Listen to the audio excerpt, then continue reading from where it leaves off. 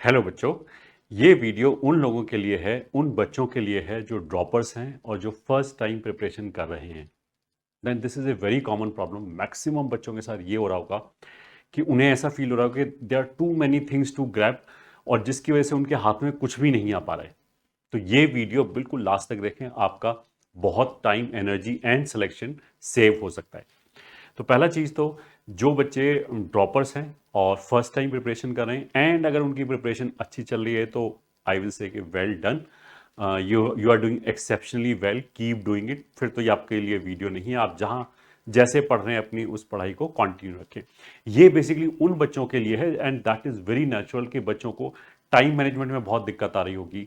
बहुत सारी चीज़ें होंगी जिनको डिसाइड करने में, जिनमें क्या बोलते हैं कि एक्शन लेने में, कि मैं ये करूं या ये करूं, क्या ज़्यादा इंपॉर्टेंट है with in A given time frame, कितने नंबर ऑफ क्वेश्चंस करें, किस टाइम पे रिवीजन करें। इस तरह की बहुत सारी प्रॉब्लम से वो जूझ रहे होंगे and that is very natural. मतलब इसमें कोई ऐसा नहीं कि बच्चा फील करके एम आई डम, ऐसा कुछ भी नहीं है। बिकॉज अगर आपको एक्सपोजर नहीं है तो these things are bound to happen. कहने का मतलब ये है कि हमारे पास लेस टाइम अवेलेबल है, but we are having too many task to complete, और उसमें we are finding it very difficult to continue our preparation. तो ये वाला जो पर्टिकुलर थिंग है कि हमारे पास टाइम बहुत कम अवेलेबल है बट चीज़ें बहुत सारी हैं, उन बच्चों के साथ भी हो रहा होगा जो स्कूल गोइंग बच्चे हैं, जिनका 6-7 घंटे डेली स्कूल में लगता है और उसके बाद आके वो 11th या 12th में प्रिपरेशन कर रहे हैं। तो ऑफकोर्स उनके पास भी टाइम बहुत अवेलेबल है और नंबर ऑफ टास्क उनके पास बहुत ज़्यादा होंगे। तो उनको भी एक प्रॉपर प्लानिंग की ज़रूरत है। या फिर किसी बच्चे का अगर एक सब्जेक्ट बहुत ही वीक है, मतलब उसको वो बिल्कुल जीरो से उठाना चाहता है, तो उसमें भी उसका टाइम इन्वेस्टमेंट चाहिए, तो वहाँ पे भी टाइम मैनेजमेंट की एक बहुत दिक्कत आ रही होगी। या उन बच्चों के लिए जिन्होंने जोसा में पार्टिसिपेट किया होगा और जिनका परसेंटाइल आई विल से कि 93 94 इससे कम है, और now they have decided to take drop. क्योंकि जौसा में पार्टिसिपेट करने वाला वो भी बच्चा हो सकता है जिसके 98 या 99 परसेंटाइल आए हुए हैं, फिर वो ड्रॉप करने का डिसाइड करता है। तो इन दोनों बच्चों में हेल एंड हेवन का डिफरेंस है। बिकॉज जिसका ऑलरेडी 98 99 आया है वो तो अगले साल बहुत अच्छी रैंक के लिए फाइट कर रहा होगा, एंड ऑफ कोर्स उसने मैक्सिमम कोर्स कर रखा होगा, खूब अच्छी प्रैक्टिस कर रखी होगी। तो उसके लिए जो बचा हुआ टाइम है अभी जुलाई से लेकर दिसंबर तक, that is sufficient to give a finishing touch, और अंडर 500 के अंदर रैंक लाने के लिए ही कैन प्रिपेयर। बट जो बच्चा ऑलरेडी, जिसने कोर्स जैसे तैसे खत्म किया हो या खत्म भी नहीं किया, जिसकी चीज़ें बहुत जिसे बोलते हैं ना कि हैफ हेजर्ड वे में जिसने लास्ट ईयर कोर्स किया था, और उसी की वजह से अगर वो 93 94 परसेंटाइल या उससे कम ला पा रहा है और अब उसने अगर डिसाइड किया है ड्रॉप करना, तो उसके लिए टाइम अवेलेबल काफ़ी कम है मेंस 1 से पहले। या फिर कुछ बच्चे ऐसे हो सकते हैं जिन्होंने 11th उनका रियून हो गया हो, 12th में उन्होंने पढ़ाई की हो नए विगर के साथ, बट चीज़ें इतनी ज़्यादा हैं कि वो उसको मैनेज नहीं कर पा रहे, सब कुछ हैफ हेजर्ड हो रहा है। नाउ दे आर थिंकिंग अब तो हम क्विट कर देते हैं, पहले मैं बोर्ड पे फोकस करता हूँ, next year I will take drop. तो ऐसे बच्चों के लिए भी it is very important to understand कि ड्रॉप ईयर में फिर आपको बहुत ज़्यादा पैनिक होगा क्योंकि एक ही चांस होगा। तो अभी जो टाइम है उसको बिल्कुल भी वेस्ट ना करें, उसको बहुत अच्छी तरीके से हम यूज़ कर सकते हैं। नेक्स्ट थिंग इज, जो बच्चा पहली बार प्रिपरेशन कर रहा हो या फिर जो 11th और 12th का बच्चा हो जो इफेक्टिवली पहली बार प्रिपरेशन कर रहा हो, उसको दिक्कत क्या आती है? सबसे पहली बड़ी दिक्कत आती है टाइम मैनेजमेंट की। बिकॉज दे आर 3 सब्जेक्ट, उसमें बहुत सारे मेंस लेवल की एक्सरसाइज हो गई, एडवांस लेवल की एक्सरसाइज हो गई, फिर उसके अंदर पीवाई क्यूज हो गए, फिर बीच बीच में रिवीजन भी आएगा, फिर नोट्स मेकिंग भी आएगा। तो इतनी सारी टास्क है कि एक बच्चा जैसे 11th 12th में जिसने प्रिपरेशन की है फिर वो ड्रॉप लेता है, तो उसको पहले का आइडिया होता है काफ़ी चीज़ें, even if he is not able to pinpoint के why he is doing it, but experience की वजह से उसकी काफ़ी चीज़ें अपने आप की सेट हो जाती हैं। टाइम मैनेजमेंट हो गया, कितने क्वेश्चन करने चाहिए, ऑप्टिमम नंबर ऑफ क्वेश्चन, उनका जो लेवल है, ये सब डिसाइड करने में उसको दिक्कत नहीं होती। बट फर्स्ट टाइमर को ऑफकोर्स टाइम मैनेजमेंट में दिक्कत आएगी, how many question in A chapter में दिक्कत आएगी, फिर क्वालिटी ऑफ क्वेश्चन क्या होने चाहिए किसी भी चैप्टर में, क्योंकि बुक के अंदर तो 500 क्वेश्चन होते हैं, उनको डिसाइड करने में दिक्कत आएगी। ये जो छोटे छोटे से इरिटेटिंग फैक्टर है, ये ठीक है, यही एक बड़ा रूप ले लेते हैं और बच्चे की प्रिपरेशन को बिल्कुल डूम कर देते हैं। Which are important chapter for more practice, इसका मतलब ये है, जैसे फॉर एग्जांपल फंक्शन हो गया, और फॉर एग्जांपल फंक्शन हो गया और दूसरा मान लिया वेक्टर एंड 3D हो गया। दोनों के ही जो नंबर ऑफ लेक्चर्स अगर हम देखेंगे तो लगभग सिमिलर से आएंगे, क्योंकि फंक्शन पूरे कैलकुलस को बेस देता है, और जो वेक्टर एंड 3D है that is also very important chapter, आगे भी बहुत ज़्यादा यूज आता है। बट अगर हम जेई को एनालिसिस करेंगे तो फंक्शन में से बहुत कम क्वेश्चन आए हैं, और वो भी पीएनसी बैंड वाले क्वेश्चन काफ़ी आए हुए हैं, मतलब टफ पोर्शन उसमें से पूछा गया है।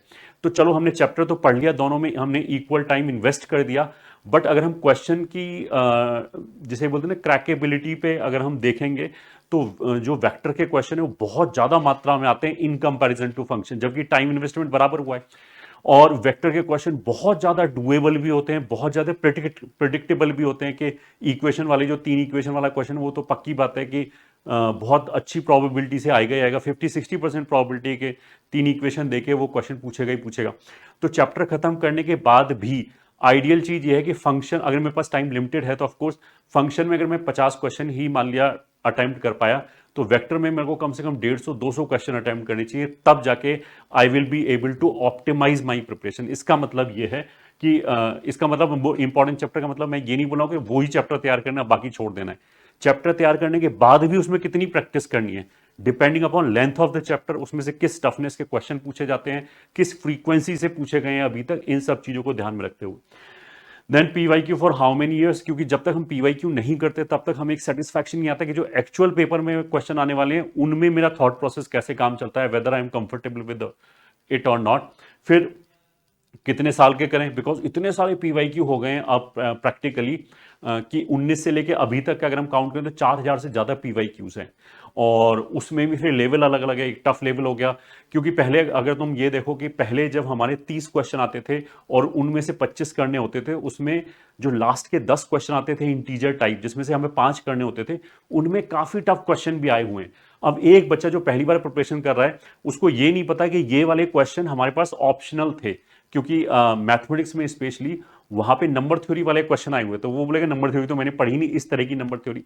तो एक्चुअल पेपर में वो वाले क्वेश्चन करने की जरूरत ही नहीं थी, वो हम छोड़ सकते थे, फिर भी हम पूरे के पूरे 25 क्वेश्चन अटेम्प्ट कर सकते थे, क्योंकि 10 में से 5 करना था। अब ये वाली जो हिस्ट्री वाली चीज है वो एक एक्सपीरियंस वाला बंदा ही बता सकता है। जो पहली बार प्रिपरेशन कर रहा है उसको यही समझ में नहीं आएगा कि मेरे अंदर दिक्कत है या क्वेश्चन के अंदर दिक्कत है, मतलब उसका कॉन्फिडेंस इसीलिए नहीं बनेगा। तो these factors are very important. या रिवीजन का टाइम स्लॉट, अगर रिवीजन का टाइम स्लॉट ही नहीं निकलता, रिवीजन कब करें, अगर रिवीजन ना करो मतलब अगर रिवीजन करने की कोशिश करो तो कोर्स पीछे रह जाता है, और एक बार बैकलॉग हो गया तो उसी चक्रव्यूह में फंस जाता है बच्चा, उससे बाहर नहीं आ पाता। या फिर अगर रिवीजन का हमने सोच भी लिया तो किस फ्रीक्वेंसी से करें। कोई बच्चा बोलेगा कि 2-3 महीने में कर लिया तो काफी है, एक बच्चा बोलेगा नहीं हर 15 दिन में रिवीजन होना चाहिए। तो ये सारी चीजें सोचने में बच्चे का बहुत ज्यादा टाइम एनर्जी वेस्ट होता है, और ऊपर से जब उसके पास टाइम का इतना ज्यादा अभाव है, या फिर फोकस ऑन करंट चैप्टर, या फिर पीछे वाले चैप्टर में अगर मेरे को बहुत ज्यादा कंफर्टेबल फील नहीं हो रहा है तो मैं उसमें और ज्यादा प्रैक्टिस करूं या मैं आगे बढ़ूं। ये वाले जो डिसीजंस हैं ये बच्चे की प्रिपरेशन को लगातार डेंट मारते रहते हैं। मतलब इवन इफ बच्चा अपना फुल प्रिपरेशन, फुल अपना डेडिकेशन के साथ, फोकस के साथ 10-12 घंटे पढ़ रहा है, बट उसकी प्रिपरेशन में मार्क्स नहीं आते हैं, उसके रीजन ये हैं कि यहाँ पे चीजें लीक होती रहती हैं, उसका टाइम लीक होता रहता है, जो उसका जिसे बोलते हैं कि जो उसके प्रोडक्टिव आवर्स हैं वो काफी कम हो जाते हैं। फिर want to focus on mains, फिर कुछ बच्चों को ये भी समझ में आता है कि चलो अभी तो हम केवल मेंस पे ही फोकस करते हैं, मेंस के लिए तैयारी करते हैं फर्स्ट मेंस तक, और सबको पता है कि मेंस 1 जो है वो काफी इजी होता है, वहां पे स्कोर करना बहुत ज्यादा इजी होता है।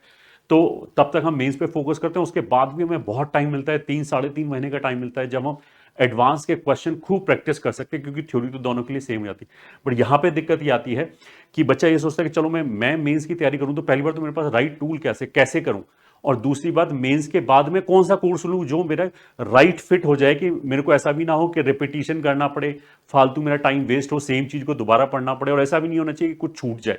तो उसका एक कॉम्प्लीमेंट्री कोर्स क्या होगा, वो कहां से मैं लाऊंगा, इस बारे में बच्चा बहुत दुविधा में रहता है। तो अभी जैसे जिस बच्चे ने पहली बार ड्रॉप लिया होगा, या फिर जो 11th और 12th में होगा, इन ऑल द प्रोबेबिलिटी उसने अप्रैल में प्रिपरेशन स्टार्ट किया होगा। तो अभी एक बार रुक के, मतलब एक तो ये है कि हैफ-एजड प्रिपरेशन चली जा रही है, हम भी बस दुखी हैं कि प्रिपरेशन ढंग से नहीं चल रही, जितना मैं चाहता हूं उतना परफॉर्म नहीं कर पा रहा हूं, ये ठीक है। और ऐसे टाइम बीतता ही चला जा रहा है, बीतता ही चला जा रहा है। उसका मतलब क्या है कि कोर्स करेक्शन अगर हमने नहीं किया तो it will become difficult and more difficult to get a rank जिसका आपका पोटेंशियल है। तो एक बार रुक के थोड़ा सा टाइम लेके ऑडिट करने की जरूरत है कि जो हमारी प्रिपरेशन जर्नी है उसमें अप्रैल, मई और जून, मतलब, और अब तो ये जुलाई आ गया है, जुलाई का भी लगभग हाफ पोर्शन ऑलमोस्ट चला गया है, तो 3 months have already been gone.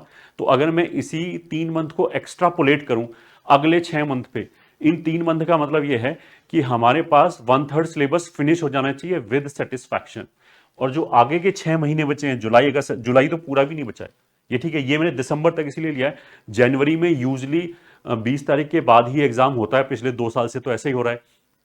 But हमें एक जनवरी में खूब सारे टेस्ट भी देने पड़ते हैं, लास्ट में जाके फ्रीक्वेंसी बहुत ज़्यादा बढ़ जाती है, वहाँ थोड़ा सा रिवीजन भी करना होता है। तो ये सारी चीज़ें करने के लिए भी हमें थोड़ा सा लास्ट में कुशन छोड़ना पड़ेगा। ऐसा नहीं हो सकता कि कल सुबह मेरा शिफ्ट में पेपर है और मेरा आज सिलेबस खत्म हो रहा है तो मैं कॉन्फिडेंस ही नहीं आएगा, वहाँ पे परफॉर्म ही नहीं कर पाओगे, क्योंकि पेपर का ऑरा ही इतना होगा, उसका प्रेशर ही, मेरे पास मेंटली प्रेशर इतना ज़्यादा होगा कि वहाँ परफॉर्म नहीं कर सकते। तो इसलिए एक सेफ डिस्टेंस पे कोर्स फिनिश करना जरूरी है। तो ये तो 6 महीने से भी कम है, दीज आर लेफ्ट।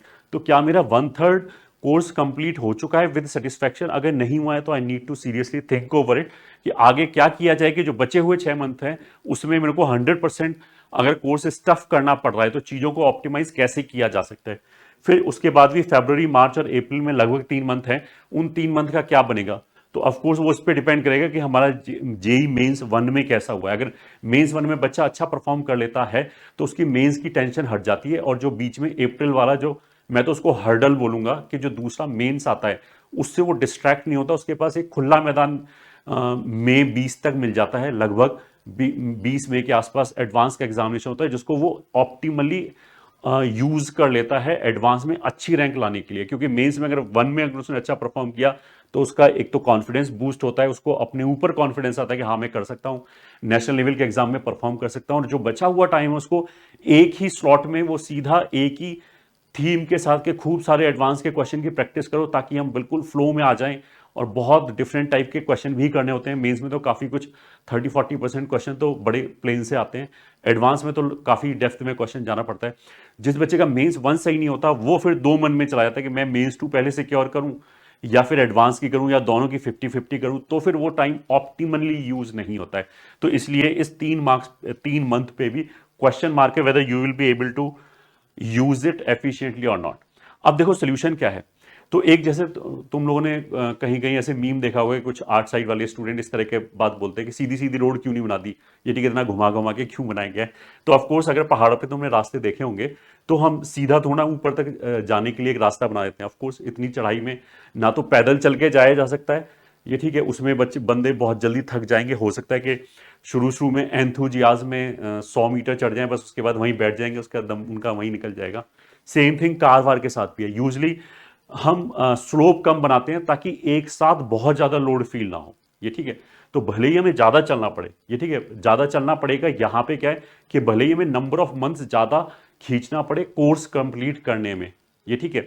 बट अगर हम आराम आराम से जाएंगे, मतलब मेंस प्लस एडवांस की जगह अगर हम इस थ्योरी से जाएंगे, पहले mains and then advance, course को अगर हम ऐसे ब्रेक करेंगे तो फिर हम एक ऑप्टिमल स्ट्रैटेजी बना सकते हैं अपना बेस्ट परफॉर्म करने का, मेंस में भी और एडवांस में भी। इसको हम ऐसे बोलते हैं कि एक 80-20 का काइंड ऑफ रूल होता है।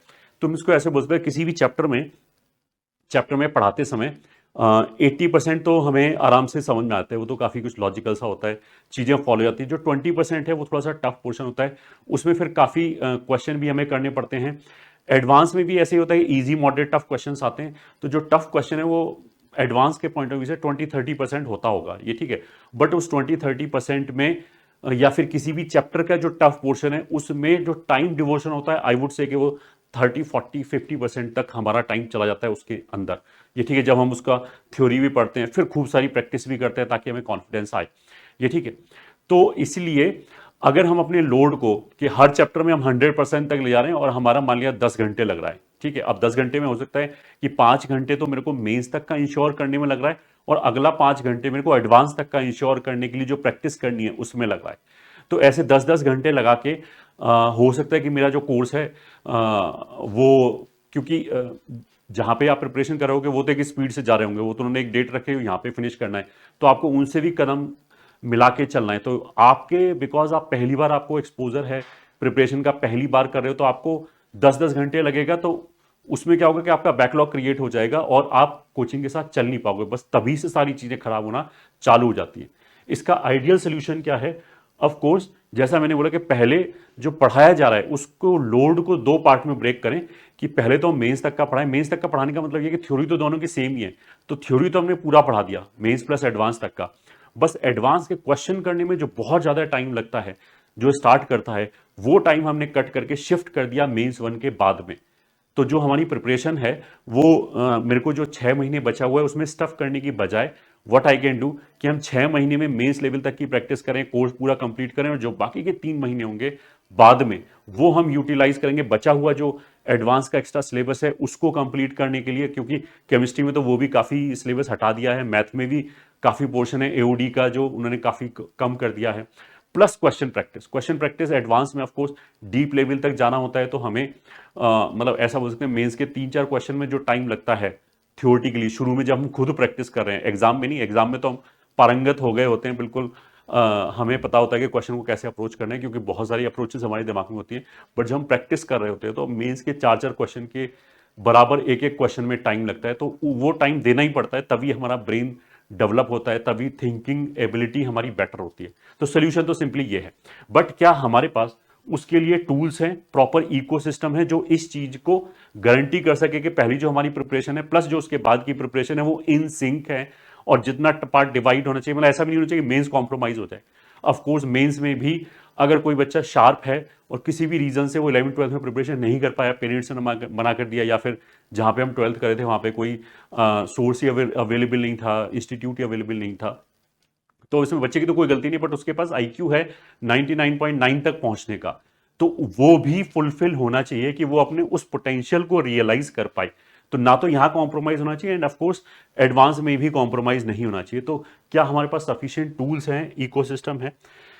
तो क्वेश्चन यूजली आता है कि जो मैक्सिमम ऑफलाइन इंस्टीट्यूट है, इवन ऑनलाइन इंस्टीट्यूट भी हैं, उनमें मैक्सिमम प्रॉब्लम क्या है कि जितने भी ये बड़े बड़े सो कॉल्ड इंस्टीट्यूट है, they do not follow this. ये ठीक है, वो यूजली क्या करेंगे, वो एक उनका अलग मेंस का बैच होगा, वो मेंस के बाद खत्म, ये ठीक है, उसका आगे कुछ नहीं है, और एक उनका मेंस प्लस एडवांस का बैच होगा जिसमें वो मेंस और एडवांस एक साथ पढ़ा रहे होंगे ऑफ कोर्स, और उस जो मेंस प्लस एडवांस वाले बैच में यूजली इवन इफ जनवरी में फर्स्ट मेन आ जाता है, वो तो अपनी एक पेस से चलते रहते हैं क्योंकि पिछले 10-20 साल का उनका जो बनाई हैबिट है वो इतनी जल्दी ब्रेक नहीं होती, एक रेजिस्टेंस आता है किसी भी नई चीज़ के लिए। तो मैंने देखा है कि फरवरी मार्च में उनका जो कोर्स है वो खत्म होता है। This is the very big reason.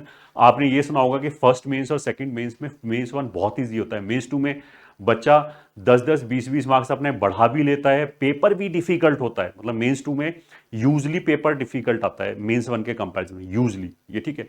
तो पेपर एक तो डिफिकल्ट हुआ, उसके बाद भी बच्चे ने 10-15-20 मार्क्स बढ़ा लिए, बट फिर भी देखा गया कि उसकी परसेंटाइल ओवरऑल कम हो गई। उसका रीजन ये है कि बहुत सारे बच्चे जो इन बड़े बड़े इंस्टीट्यूट में पढ़ते हैं उनका कोर्स ही खत्म मेंस 1 के बाद होता है, तो वो फिर सेकंड मेंस के टाइम पे फ्रे में आ जाते हैं। ये मैं उन बच्चों की बात कर रहा हूँ जो ड्रॉपर्स हैं और जिन्होंने 11th-12th में पढ़ा है, तो ऑफकोर्स उनकी प्रिपरेशन तो फिर सॉलिड हो जाती है, जिन्होंने पहले भी ढंग से पढ़ा हुआ हो वो फिर दूसरे मेंस में बहुत अच्छा परफॉर्म कर पाते हैं। बट जो बच्चा फर्स्ट टाइम पढ़ रहा है वो ना मेंस 1 में ढंग से परफॉर्म कर पाता है क्योंकि उसको बहुत ज़्यादा चीज़ें थमा दी गई हैं जो वो होल्ड ही नहीं कर सकता, और ना फिर उसके आगे का टाइम भी बहुत खराब हो जाता है कॉन्फिडेंस लूज होने की वजह से। तो जैसा मैंने बोला कि मैक्सिमम इंस्टीट्यूट क्या करते हैं, वो 1 गो में मेंस प्लस एडवांस पढ़ा देते हैं। अब क्वेश्चन उठता है कि वो ऐसा करते क्यों हैं, ये ठीक है। तो देखो इसका सिंपल रीजन अगर मैं फ्रैंकली बताऊं तो यूजली जो टॉप 100 रैंक आती हैं ये जो बड़े बड़े इंस्टीट्यूट में, वो 12th के बेस से आती है usually. I am not saying exception are definitely there, but उनका जो फोकस रहता है मार्केटिंग के लिए तो उन्हें टॉप 100 में रैंक दिखानी है, ये ठीक है। उनको मतलब नहीं है कि 2000 की रैंक पे कौन है, 3000 की रैंक पे कौन है, वो तो बाद में छाप देंगे। बट जो टॉप 100 में रैंक दिखाने के लिए जो बच्चे हैं वो 12th वाले रहते हैं। 12th वालों का जो सिलेबस है वो अक्टूबर से बहुत पहले ही खत्म कर देते हैं। तुमने बोला होगा ना, ऐसे बच्चे जो 7th से पढ़ रहे हैं, 8th से पढ़ रहे हैं, इस तरह के बच्चे को तो सिलेबस वो इवन 12th में आने से पहले ही फिनिश कर देते हैं। उनके ऊपर ध्यान दिया जा रहा होता है क्योंकि उनकी रैंक से वो मार्केटिंग करेंगे।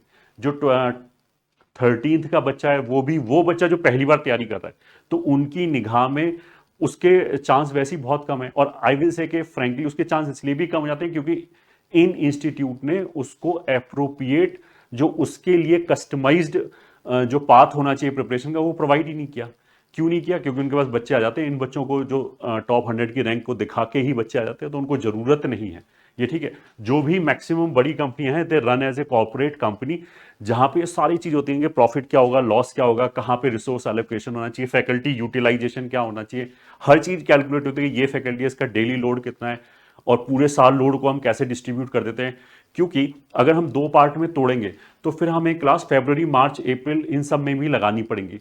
अच्छा, अप्रैल में यूजुअली मार्च में ही नया सेशन के बच्चे आ जाते हैं, तो उसमें दिक्कत ये होगी कि अगर हम इन्हीं बच्चों को ऑफलाइन में यूजुअली एक तो फैकल्टी यूटिलाइजेशन होंगे, वो तो ऑनलाइन और ऑफलाइन दोनों में ही दिक्कत आएगी ऑफ कोर्स, कि नए जो बैचेस आएंगे 27 वाले जो आएंगे उन पे ध्यान दें या 26 वालों को पढ़ाते रहें। और ऑफलाइन में ये भी दिक्कत होगी कि जो उनके क्लासरूम है वो अवेलेबल नहीं होंगे फिर नए बच्चों के लिए, इसलिए वो खींच खाच के पहले ही खत्म कर देते हैं। तो rather than breaking course into 2 part, कि पहले ऐसे बच्चों के लिए जो पहली बार जिनको एक्सपोजर है कॉम्पिटिटिव एग्जाम का, उनके लिए पहले हम मेंस तक ले जाएं, फिर उनको आगे एडवांस का पढ़ाएं। Because breaking course into 2 parts is expensive. Expensive होने का मतलब क्या है? This is less profit. Less profit होने का मतलब क्या है? कंपनी का less valuation. This is as simple as this. तो मतलब प्योर इसमें इकोनॉमिक्स है, ऐसा नहीं कि उनके अंदर विल पावर नहीं है, बट वो ये सब करने बैठ गए तो डेफिनेटली एक उनका फोकस भी शिफ्ट होगा, जबकि फोकस उनका 12th वाले बच्चों पर रहता है कि 100 के अंदर ज़्यादा से ज़्यादा रैंक आए, ताकि वो उसको अखबार में छाप के बाकी के बच्चों को भर सकें नीचे वाले बैचेस में। बट आई एम श्योर कि बहुत बच्चे उन एडवर्टाइजमेंट से भ्रमित होकर उनके पास जाते हैं, उनको लगता है सभी बैचेस में एक जैसा पढ़ाया जाता होगा, सब पे इक्वल ध्यान दिया जाता हो, सबके बारे में सोचा जाता होगा। तो ऐसे बच्चे हैं जिनको फर्स्ट टाइम, मतलब जो शार्प बच्चा है फर्स्ट टाइम प्रिपरेशन करा, उनका बहुत ही जिसे बोलते हैं कि लॉस हो जाता है।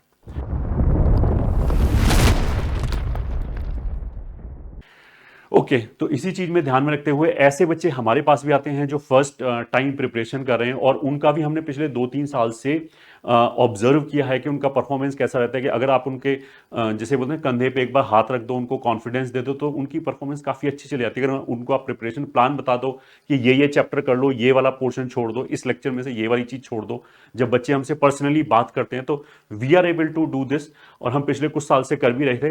बट इस और लगातार हमारे दिमाग में ये चल भी जाता है कि ऐसे बच्चों के लिए जो हमारे प्रवीण बैच में आते हैं, या फिर प्रखर और प्रथम में वो बच्चे जो स्कूल जाना पड़ता है डेली 7-8 घंटे, तो उनके लिए एक ऐसा कोर्स होना चाहिए कि विच विल इंश्योर जो इंटायर प्रिपरेशन है उसको 2 पार्ट में ब्रेक करना, पहले मेंस के लिए फिर एडवांस के लिए। स्पेशली जो 13th के बच्चे हैं, फर्स्ट टाइमर जो हैं 13th में फर्स्ट टाइम प्रिपरेशन करने वाले, या फिर कुछ बच्चे ऐसे भी हो सकते हैं जिन्होंने कहने के लिए 11th-12th में प्रिपरेशन किया बट वो ध्यान नहीं दिया, तो उनकी भी प्रिपरेशन लगभग 0 पे ही है, तो उनको भी हम फर्स्ट टाइमर काउंट कर सकते हैं। तो ऐसे बच्चों के लिए हमने गहन रिसर्च के बाद कि क्या क्या एलिमेंट डालना चाहिए, ईच एंड एवरीथिंग, के उनका डेली का टाइम टेबल कैसा होना चाहिए हर चीज पे, कि अगर बच्चे का मान लिया रिसेप्टिविटी लेवल भी थोड़ा ऊपर नीचे हो सकता है, तो उसके पास एक कुशन टाइम भी होना चाहिए जहां पे वो चीजों को कवर कर सके। इन सारी चीजों को ध्यान में रखते हुए हमने काफी प्लानिंग के बाद एक बैच बनाया है, जो प्राइमरीली हमने अपने बच्चों के लिए बनाया है, जो प्रीवीन वाले बच्चे हैं, जो ड्रॉपर्स हैं,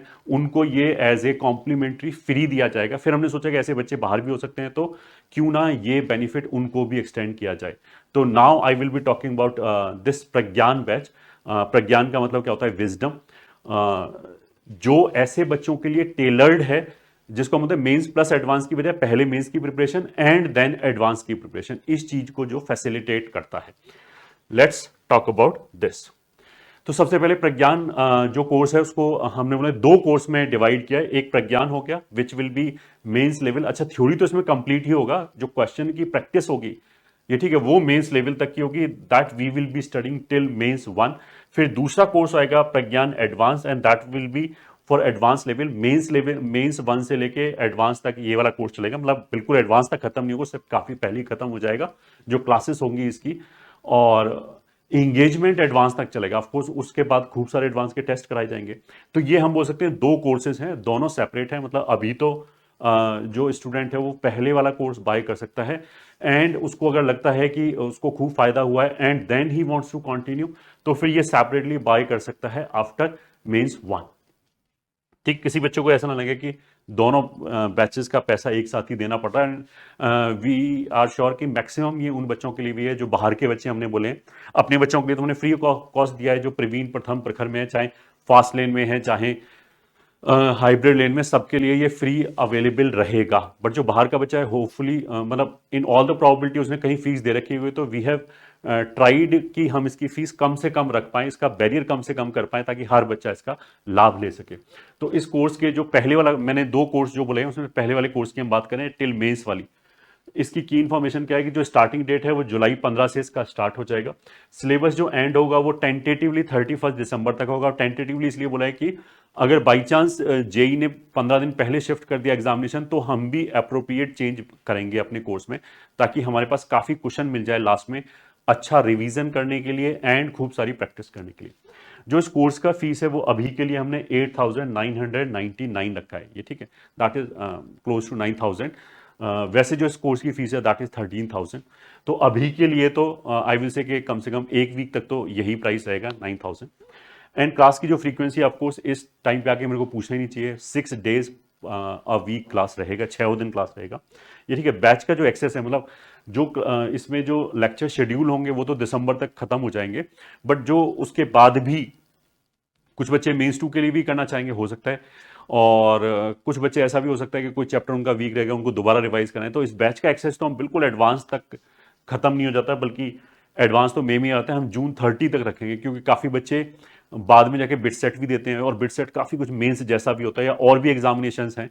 तो इसलिए जून 2026 तक आपके पास इस बैच का एक्सेस रहेगा। कोर्स की जो लिंक है रजिस्टर करने के लिए वो हम डिस्क्रिप्शन बॉक्स में दे देंगे, और फिर भी आप एडू कॉम्पिटिशन ऐप को इंस्टॉल करके वहां से ये कोर्स रजिस्टर कर सकते हैं, या फिर वेब पे अगर जाना है तो online.competition.com पे जाके आप इस कोर्स को रजिस्टर कर सकते हो। किसी भी तरह का कोई डाउट है तो जो हमारा सपोर्ट नंबर है tetra8tetra021, मतलब 8888000021, इस पे बात कर सकते हैं। They will guide you at each and every step. अच्छा, इसमें नेक्स्ट क्वेश्चन क्या आएगा कि लेक्चर जो होगा वो किसने बनाया है। तो इस कोर्स में जो पढ़ाया जाएगा उसमें मैथमेटिक्स के लेक्चर मैंने बनाए, मोहित त्यागी ने, आलोक सर ने फिजिकल और इनऑर्गेनिक के लेक्चर बनाए हैं, और एनएस सर ने ऑर्गेनिक केमिस्ट्री के लेक्चर बनाए हैं, और एबीजे सर ने इसमें फिजिक्स पढ़ाया है, ठीक है।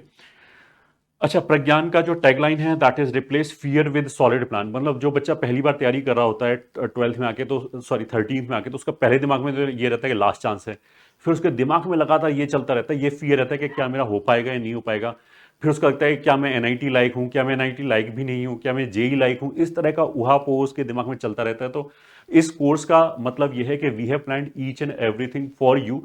आपको बस अपने नंबर ऑफ आवर्स दे रहे हैं, पर डे 12 आवर्स तक आपको पढ़ाई करनी है, और उसमें क्या करना है वो सारा मेन्यू हमने तैयार कर रखा है, जिसके बारे में हम अभी आगे चल के डिस्कशन करेंगे।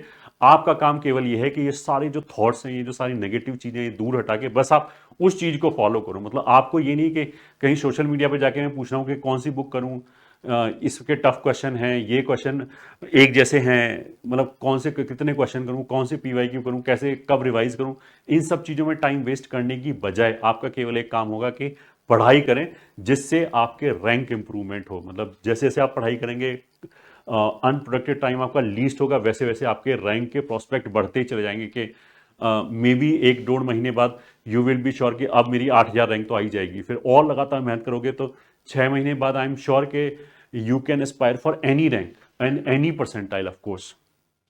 तो replace your fear with a solid plan. Plan में आपको जिसे बोलते हैं कि एक्सपीरियंस नहीं है, बट यहाँ पे जो टीचिंग फैकल्टीज हैं उनको डिकेड्स का एक्सपीरियंस है, 20-20, 25-25 साल का एक्सपीरियंस है, उन्होंने हर तरह के बच्चे को देखा है। उन्होंने ऐसे बच्चे को भी देखा है कि जो लास्ट ईयर जिसका मतलब मेंस में 18 परसेंटाइल था, और नेक्स्ट ईयर वो 98-99 परसेंटाइल तक भी पहुंचा है, तो उसकी जर्नी भी देखी है। और हर तरह के बच्चे की जर्नी देखी है। Very sharp student preparing for the first time, और कॉन्फिडेंस के लैकिंग की वजह से he could not do well, या फिर वेरी शार्प स्टूडेंट, ये ठीक है, again preparing for the first time, but अगर उसने पहला एक अचीवमेंट किया जिससे कॉन्फिडेंस बूस्ट हुआ, और उसने जो दूसरा अचीवमेंट है, जो ना मेंस 2 हो गया एडवांस में, उसमें शानदार स्पेक्टेकुलर परफॉर्मेंस दिया, कंधे से कंधा मिला के उन बच्चों के साथ जो 3-3, 4-4 साल से प्रिपरेशन कर रहे हैं। नेक्स्ट इज प्रज्ञान का मतलब क्या होता है, विजडम। देखो, इंटेलिजेंसी और विजडम में अंतर क्या है कि विजडम कम्स विद एक्सपीरियंस, ये ठीक है। इंटेलिजेंसी तो चलो ठीक है, आपका थियोरेटिकल नॉलेज अच्छा होगा।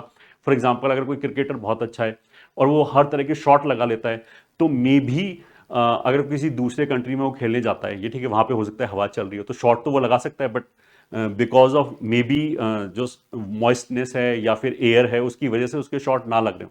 बट कुछ टाइम बाद अगर वो रीएनालाइज करेगा और अपने को रिकैलिब्रेट करेगा, then he will be called कि अब वो विजडम से काम ले रहा है। Now he is taking care of these additional factors also, these additional irritant also, जो उसकी परफॉर्मेंस को अफेक्ट कर रहे थे।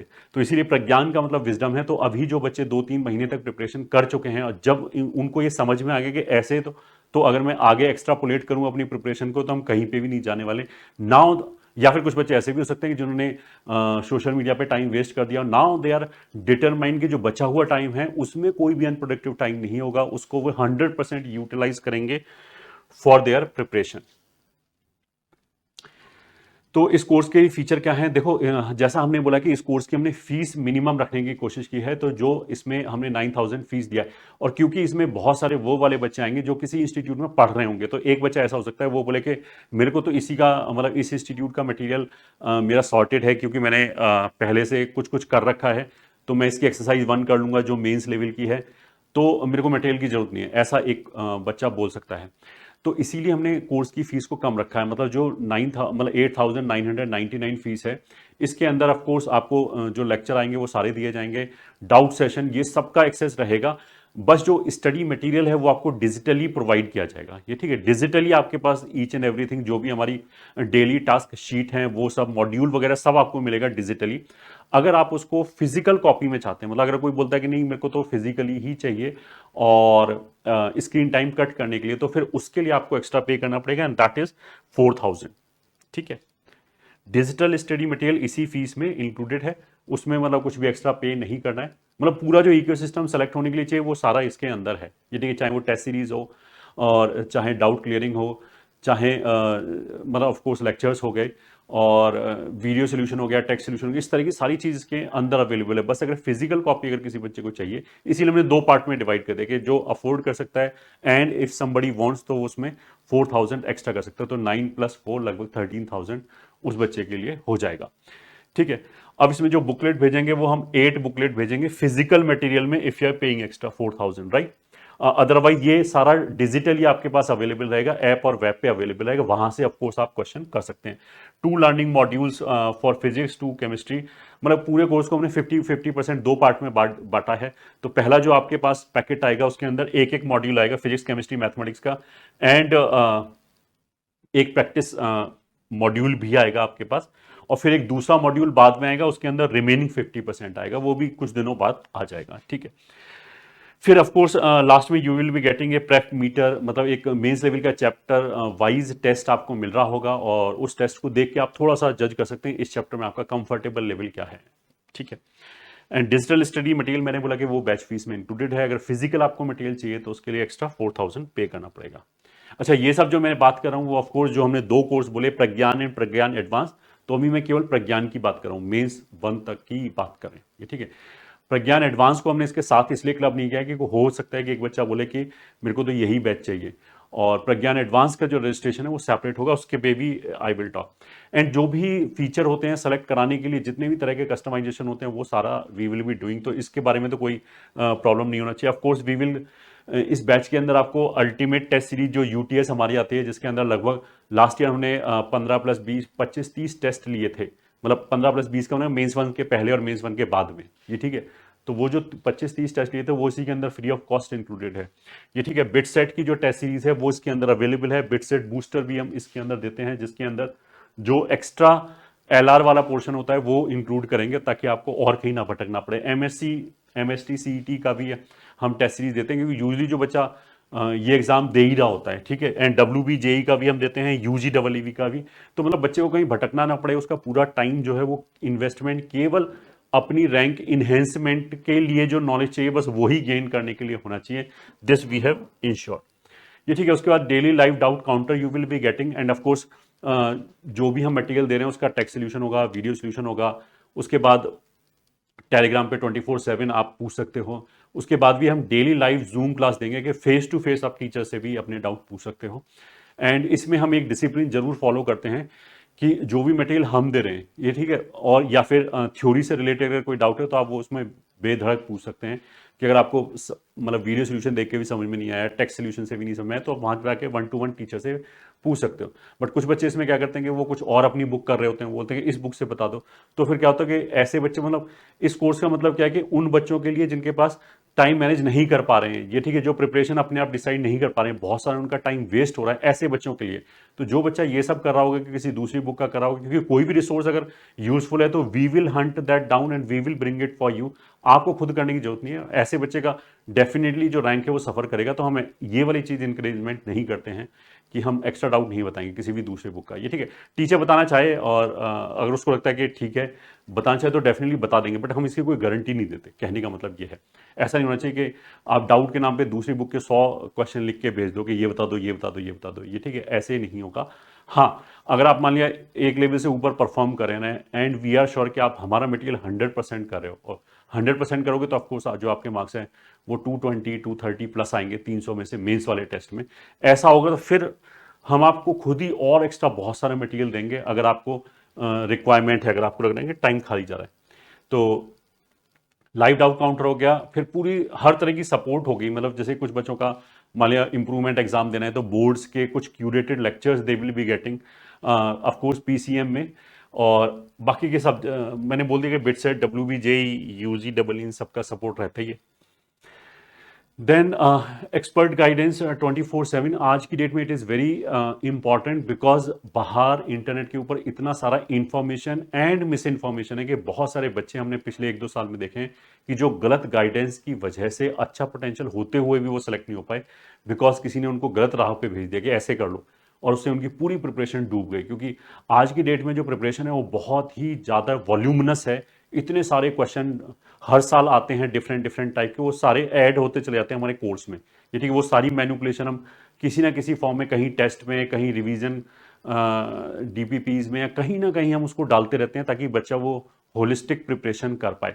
तो ऐसे में एक रियल गाइडेंस का होना बहुत ज़्यादा जरूरी है, क्योंकि अगर कोई थोड़ा सा भी भटका दे तो over a period of 6-7 month बहुत दूर चले जाएंगे हम, जो हमारा टारगेट होगा। तो यहाँ पे आपको जो भी फैकल्टी मिलेगा, ऑथेंटिक फैकल्टी मिलेगा, जिन्होंने ऑनलाइन ऑफलाइन का डिकेड्स का एक्सपीरियंस है, 2-2 ढाई-ढाई डिकेड्स का एक्सपीरियंस है, जिन्होंने हर तरह के बच्चे को देखा है। तो आपको बिल्कुल जो आपके लिए सही बात है वो बोली जाएगी, चाहे वो आपको अच्छी लगे चाहे बुरी लगे। केवल आपको खुश करने के लिए ऐसे चीजें नहीं बोली जाएंगी जो आपके फ्यूचर के लिए डेट्रीमेंटल हो। ये ठीक है। तो course feature recorded scheduled lectures आएंगे, जो भी लेक्चर्स आएंगे वो डिसिप्लिन मेंटेन करने के लिए रिकॉर्डेड होगा, वो रिकॉर्डेड एंड शेड्यूल्ड होगा। ये ठीक है। अब शेड्यूलिंग के बाद एक बार जब वो लेक्चर ओपन हो गया उसके बाद आप उसको कभी भी देख सकते हैं। ठीक है। Pragyan in one line I will say कि अगर वन लाइन में प्रज्ञान बैच को डिफाइन करना हो तो it is a well defined daily activity with scope of dynamic course correction of time delay in completing task. इसका मतलब ये कि हम आपको एक्टिविटी खुद ही डिफाइन करके दे रहे हैं कि कब आपको रिवीजन करना है, कितना रिवीजन करना है, कहाँ से करना है, ये ठीक है, कितनी प्रैक्टिस करनी है। डेली का एक हम यूनिट अलग अलग बना के दे रहे हैं, मतलब ऐसे कॉन्टिन्यूस शीट भी नहीं दे दी आपको। अब किसी दिन आपके 5 क्वेश्चन हुए, किसी दिन 8 क्वेश्चन हुए, किसी दिन छूट गए, इस तरह की चीज नहीं। हमने डेली चंक में डिवाइड करके आपको दे रहे हैं ताकि आपके दिमाग पे कोई उस तरह का टेंशन है कि आज मेरे को ये टास्क खत्म करनी है। आपको पता है, यानी कि आपको कोई फालतू दिमाग नहीं लगाना है। तो इसीलिए हमने एक टेंटेटिवली टाइम टेबल दिया है। अच्छा, लेक्चर डे का मतलब यह है कि इस कोर्स में we will be having total 150 lectures. तो उसमें से 100 लेक्चर्स में तो जैसे नॉर्मल लेक्चर होता है कि थ्योरी पढ़ाया, एग्जाम्पल कराए, इस तरह की चीज़ें होंगे। बाकी की जो 50 डेज है, मतलब 100 डेज में तो 100 फिजिक्स में, 100 केमिस्ट्री में, 100 मैथमेटिक्स में, तो हम कोर्स को पूरा कवर करेंगे एंड जो भी इलस्ट्रेशंस वगैरह होता है वो सब होगा। बाकी के जो 50 डेज हैं उनको हम बीच बीच में रखेंगे, और वो ऐसा होगा कि जैसे एक पर्टिकुलर चैप्टर पढ़ा दिया, उसमें एक्सपोजर बढ़ाने के लिए we will be giving you a video जिसमें कुछ क्वेश्चन का जल्दी जल्दी डिस्कशन होगा। जल्दी जल्दी मतलब एक हिंट टाइप दिया जाएगा ताकि आपका टाइम सेव किया जा सके, एक्सपोजर बढ़ाया जा सके, और उसी की DPP आपको दी जाएगी उस दिन सॉल्व करने के लिए। तो it is going to be very exhaustive. आपकी खूब सारी प्रैक्टिस हो जाएगी। मतलब जो डेली 100 लेक्चर्स है उसमें आपको डेली एक शीट मिलेगा जिसको हम टास्क शीट बोलेंगे। उसके अंदर 25-25 क्वेश्चन होगा। तो पर चैप्टर के 2500 क्वेश्चन ये हो गए, प्लस 2500 क्वेश्चन और हो जाएंगे। मतलब अगर आप इसको बिल्कुल तन मन धन से अगर इसको आप फॉलो करते हैं तो 5000 क्वेश्चन तो आपका केवल इस कोर्स के अंदर ही कराया जाएगा।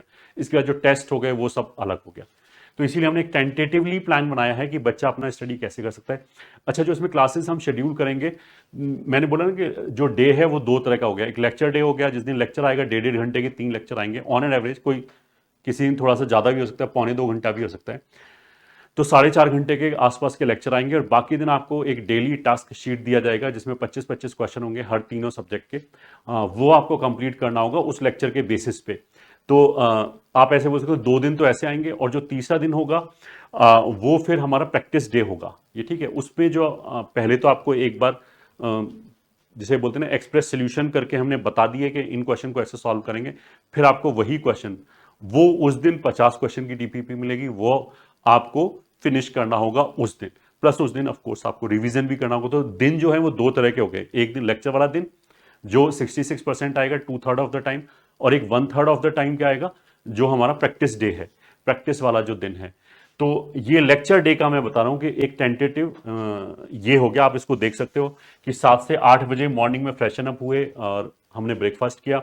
8 से लेके 10 बजे तक आपने मैथ की क्लास की है, ठीक है, क्योंकि मैथ में ऑफकोर्स सबसे ज़्यादा जिसे बोलते हैं ब्रेन खर्च होता है। तो सबसे पहले हमने मैथ का इसीलिए कर दिया है कि फ्रेश रहो, आपका दिमाग बिल्कुल अपनी पीक एफिशिएंसी पे रहे, ठीक है। अच्छा, ये मैंने 7 बजे से स्टार्ट किया है और रात को 12 बजे तक खत्म किया है। तो मतलब बच्चे को सोने के लिए 12 से 7 आवर्स मिलेगा, which is more than sufficient, even 6 hours is sufficient. Student के लिए तो हम बोलते हैं 6 आवर ऑप्टिमम है, 5.5 घंटे भी आराम से सो सकते हैं, उसमें कोई मेडिकली दिक्कत नहीं होगी। तो हमने वो भी एक क्वेश्चन लेके चले हैं ताकि बच्चे को दिक्कत ना हो। अब एक बच्चा ऐसा हो सकता है कि वो बोलता है कि मैं तो सुबह 4 बजे उठूंगा, तो कोई भाई बात नहीं, ये जो लास्ट वाला जो स्लॉट है 10 से 12 वाला, इसको आप मॉर्निंग में ले जा सकते हो 5 से 7, ठीक है।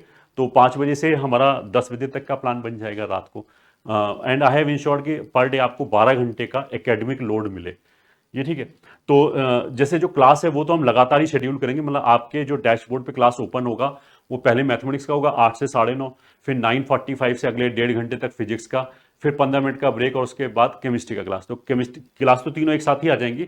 जो बच्चा, क्योंकि कोई बच्चा फिर ऐसे लॉजिक देगा नहीं मैं तो एक बार पूरा क्लास खत्म करना चाहता हूँ उसके बाद मैं तो टाइम टेबल अपना बनाऊंगा, ठीक है, तो उसके लिए। बट जो बच्चा इसको फॉलो कर रहा है उसको मैं बोलूंगा सबसे पहले जो मैथमेटिक्स का लेक्चर ओपन होगा, मैथमेटिक्स का लेक्चर देखो, उसके नोट्स वोट्स बनाओ। 1.5 घंटे की क्लास के लिए हमने ऑलरेडी 2 घंटे दे दिया आपको, ठीक है, नोट्स बनाने में। और कुछ बच्चे पॉज करके कुछ वापस देखते हैं, तो ये क्वेश्चन टाइम दे दिया। फिर उसके बाद हमने बोला कि 15 मिनट का ब्रेक ले लिया। फिर 10:15 से 12:45 तक 2.5 घंटा हमने बोला कि जो मैथ का जो डेली टास्क शीट होगा उस दिन का, जिसके अंदर आपको 25 क्वेश्चन मिलेंगे, वो आपको सॉल्व करने होंगे मेंस लेवल के इसी लेक्चर के बेसिस पे, ठीक है। तो हमने एक दिन का काम उसी दिन खत्म कर लिया, आगे के लिए नहीं ले गए, ठीक है। और मैथमेटिक्स में ऑफकोर्स जो स्टडी आवर्स हैं प्रैक्टिस का वो ज़्यादा दिया गया है, क्योंकि केमिस्ट्री मैथ में तो हर क्वेश्चन ही सॉल्व करना पड़ता है। इवन एक्चुअल एग्जाम में भी बच्चे केमिस्ट्री कुछ टाइम निकाल के मैथ में देते हैं। तो सेम चीज़ हमने यहाँ पे एमुलेट की है कि केमिस्ट्री में इतना ज़्यादा टाइम नहीं लगता है सॉल्व करने के लिए, तो केमिस्ट्री में थोड़ा टाइम कम किया, उसको मैथ में शिफ्ट किया है। तो केमिस्ट्री का हमने हाफ एन आवर कट करके मैथ्स में शिफ्ट किया, ऐसे बोल सकते हैं, ये ठीक है। अब इसको पढ़ सकते हो, मैं क्यों पढ़ूं कि 12:45 से 2 बजे तक लंच लिया प्लस एक पावर नैप ले लिया ताकि हम बचे हुए दिन के लिए फ्रेश हो जाएं, ये ठीक है। Then you'll have chemistry class, फिर ब्रेक हो गया, फिर chemistry daily task sheet complete किया आपने, ये 1.5 घंटे का टाइम दिया गया है जिसको 5:45 से फिर आप ब्रेक हो गया और अपने जैसे बोलते हैं सेहत के लिए एक वॉकिंग कर लिया या फिर जॉगिंग कर लिया शाम को थोड़ा सा ऐसे।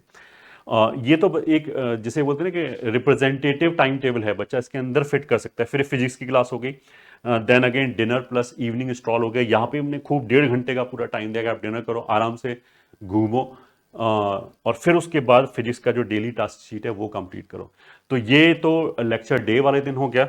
और जिस दिन प्रैक्टिस वाला डे हो गया, प्रैक्टिस प्लस रिवीजन, उसके लिए ये है। You can pause the video and look at it कि हमने क्या बोला है। अच्छा, जो पूरा आपको कोर्स प्लानर है, कम से कम पहला जो 50% का जो कोर्स प्लानर है वो आपको एडवांस में मिल जाएगा।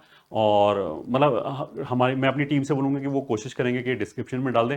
अदरवाइज जहाँ पे बैच है, जहाँ पे बैच के लिए रजिस्ट्रेशन के लिए जाएंगे वहाँ पे तो आपको PDF मिल ही जाएगा, ये ठीक है। तो अगर कोई बच्चा मान लिया बैच नहीं लेना चाहता है बट वो ये चीज़ फॉलो करना चाहता है, तो ऑफकोर्स उसके पास रिसोर्स अवेलेबल रहेगा। कोई मान लिया यूट्यूब से खुद ही पढ़ना चाह रहा है और वो चाहता है कि मेरे को ये चीज़ मिल जाए, तो ये इसकी भी PDF हम दिलवा देंगे, जो डेली रूटीन वाली चीज़ है, टाइम टेबल वाली चीज़ है, एंड जो पूरा कोर्स प्लानर है उसकी भी आपको मिल जाएगी, ठीक है प्रज्ञान, आई विल से कि जो हमारे बच्चे हैं प्रवीण, प्रखर, प्रथम के, ये ठीक है, चाहे वो फास्ट लेन हो, नॉर्मल लेन हो या फिर हाइब्रिड लेन हो, उसके लिए ये फ्री ऑफ कॉस्ट है। ये ठीक है, मतलब उसी कोर्स में इंक्लूडेड है, उसको कोई खरीद के मत बैठ जाना, वरना हम रिफंड नहीं करेंगे। ये ठीक है, फालतू का काम नहीं बढ़ाया हमने। अपने आप जब ये अब बैच होगा, मतलब ये बैच 15 जुलाई से स्टार्ट होगा, तो आपको अपने आप एक्सेस मिल जाएगा, आपको कोई टेंशन लेने की जरूरत नहीं। ठीक है, wide variety of customization is possible subject wise and इसका मतलब ये है कि अगर कोई बच्चा ये, मतलब बहुत सारे बच्चे अब यूजली ये बोलते हैं कि मैथ में बहुत ही ज़्यादा दिक्कत आई। ठीक है, तो ऐसा हो सकता है कि जो प्रवीण के बच्चे, मैं प्रवीण के बच्चों को ही बोल रहा हूँ कि आप फिजिक्स और केमिस्ट्री वहीं से पढ़ते रहो, मैथ के लिए केवल ये फॉलो कर लिया। ये ठीक है, अभी के लिए तो हमने मैथ वाला जो पोर्शन है उसका 2/3 पोर्शन, मतलब काइंड ऑफ पूरी जो 100 तक अगर हमें प्रिपरेशन को काउंट करें एडवांस के लिए, तो 2/3 प्रिपरेशन तो हमने मेंस 1 तक कर ली और उसके बाद एडवांस तक की प्रिपरेशन बची हुई कर ली। तो इस तरह के customization of course chapter level पे भी पॉसिबल है, सब्जेक्ट लेवल पे भी पॉसिबल है, मॉड्यूल लेवल पे भी पॉसिबल है। कोई बच्चा बोले कि मेरे को अलजेब्रा में दिक्कत है, कैलकुलस में कोई दिक्कत नहीं है, बाकी सब जगह चल जाएगा, तो उस तरह का कस्टमाइजेशन इज ऑल्सो पॉसिबल। अच्छा, ये मैंने अपने बच्चों के लिए बोला है ऑफकोर्स। अब कोई अगर जो बच्चा अभी कॉम्पिटिशन का स्टूडेंट नहीं है, अगर वो बोले कि मैं भी ऐसा ही करना चाहता हूँ कि एक सब्जेक्ट में तो मेरे को प्रज्ञान चाहिए और बाकी में प्रवीण चाहिए, तो of course you will be buying Praveen fast lane, जो अभी बैच स्टार्ट हुआ है। प्रवीण फास्ट लेन के अंदर ये आपको ऐसे ही कॉम्प्लीमेंट्री मिल जाएगा, then you can pick and choose के कहाँ से आपको क्या करना है। ठीक है, और अगर किसी बच्चे को थोड़ा सा भी शक है कि मैं ये यहाँ से करूँ यहाँ से करूँ, आई विल से कि फॉलो प्रज्ञान ब्लाइंडली, फिर इधर उधर मत लगा। किसी को ये सोचना है कि मैं प्रवीण से करूँ या प्रज्ञान से करूँ, तो प्रज्ञान से करूँ। ठीक है, this is not a crash course, ये समझ में आना चाहिए कि ये क्रैश कोर्स नहीं है। जो क्रैश कोर्स है हमारा CQ, वो तो आगे चल के आएगा, मतलब वो तो इसका जस्ट 50% आप मान लो, या 50% भी नहीं, मतलब आई विल से के उससे भी कम है।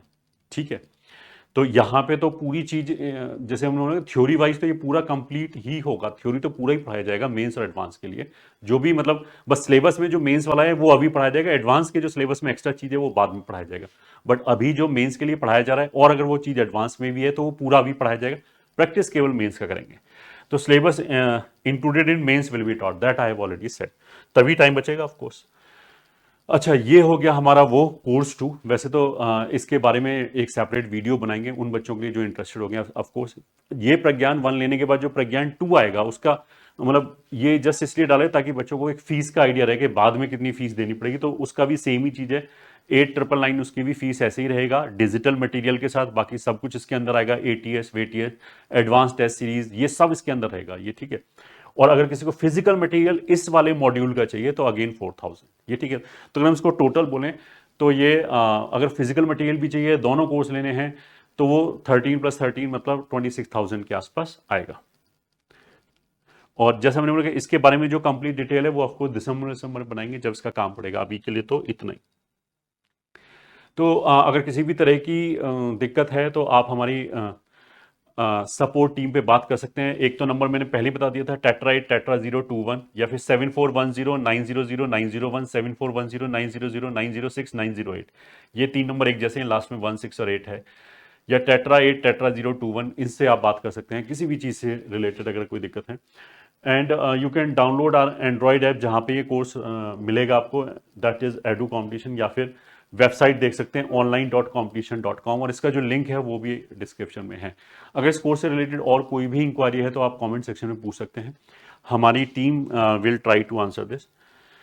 तो this is it, I hope you will have enough wisdom to जिसे बोलते हैं प्लान योर प्रिपरेशन, जितना भी टाइम बचा हुआ है उसमें एफिशिएंटली, एंड सो दैट आप मतलब बाकी लोगों को प्रूव कर पाओ। बहुत सारे लोगों की उम्मीद होगी कि ये बच्चा कुछ सेलेक्ट होगा, कुछ करेगा आगे जाके फैमिली के लिए या समाज के लिए, तो उस पर आप खरे उतर पाओ। उसके लिए आपको वर्क अभी से करना पड़ेगा, स्मार्ट वर्क करना पड़ेगा, एंड अनप्रोडक्टिव टाइम को कट करना पड़ेगा। किसी भी तरह का और कोई भी अगर आपको टिप्स चाहिए या फिर किसी भी प्रॉब्लम से अगर आप जूझ रहे हो तो आप कमेंट सेक्शन में पूछ सकते हो, we will try to answer. All the very best.